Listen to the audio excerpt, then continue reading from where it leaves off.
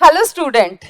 आज हम समझते हैं कि नेपोलियनिक कोड क्या था या सिविल कोड ऑफ 1804 क्या था। नेपोलियन का नाम दिमाग में आते ही हमें एक डिक्टेटर वाली जो एक छवि हमारे सामने आ जाती है, जिसने फ्रांस की जो उस टाइम की पॉलिटिक्स थी उसको बदल के रख दिया था, मोनार्की को हिला के रख दिया था और खतरा पैदा हो गया था वहां के लिए। तो अब देखते हैं कि उसने ऐसे कौन कौन से रिफॉर्म्स किए थे जिसकी वजह से एक विलन जो है हीरो बन चुका था। सबसे पहली बात तो उसने फ्यूडल सिस्टम हटा दिया था। फ्यूडल सिस्टम में क्या होता था, किंग अपनी पावर्स को जो है अपने सब ऑर्डिनेट्स में बांट देता था, और ये जो फ्यूडल लॉर्ड्स जो बनते थे, जो सब ऑर्डिनेट्स थे, वो एक्सप्लॉइट करते थे थर्ड एस्टेट वालों को, जिसकी वजह से वो लोग बहुत परेशान थे। तो सबसे पहली चीज उसने फ्यूडल सिस्टम हटाया और लोगों को वैसे ही उसने उनका विश्वास जीत लिया था।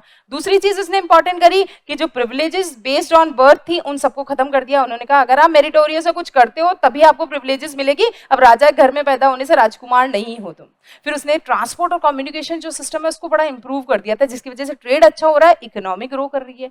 फिर उसने जो इक्वालिटी एस्टेब्लिश कर दी थी कि लॉ के सामने सभी लोग इक्वल है, वेल्दी पर्सन हो चाहे वो पुअर पर्सन हो, वो फर्स्ट स्टेट से बिलोंग करता हो या थर्ड एस्टेट से बिलोंग करता हो, सभी लोग वहां पे इक्वल है।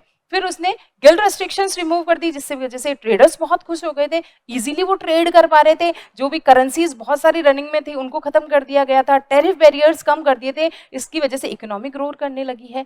फिर जो नॉर्मल आदमी थे, जो थर्ड एस्टेट वाले जो लोग थे, उनको राइट टू प्रॉपर्टी दे दिया था कि वो चाहे तो अब अपनी प्रॉपर्टीज बना सकते हैं। ये एक नई चीज हुई थी, क्योंकि पहले थर्ड एस्टेट वाले जो है प्रॉपर्टी होल्ड नहीं कर रहे थे। इन्हीं सब कारण की वजह से जो है पॉपुलर हो चुका है नेपोलियन, और हर यूरोप की हर कंट्री चाहती है कि हमारे यहाँ पे भी नेपोलियन आए और ये सारे रिफॉर्म्स करके आए। तो आई थिंक आप समझ गए होंगे सब कि सिविल कोड ऑफ 1804 क्यों इतना पॉपुलर हुआ।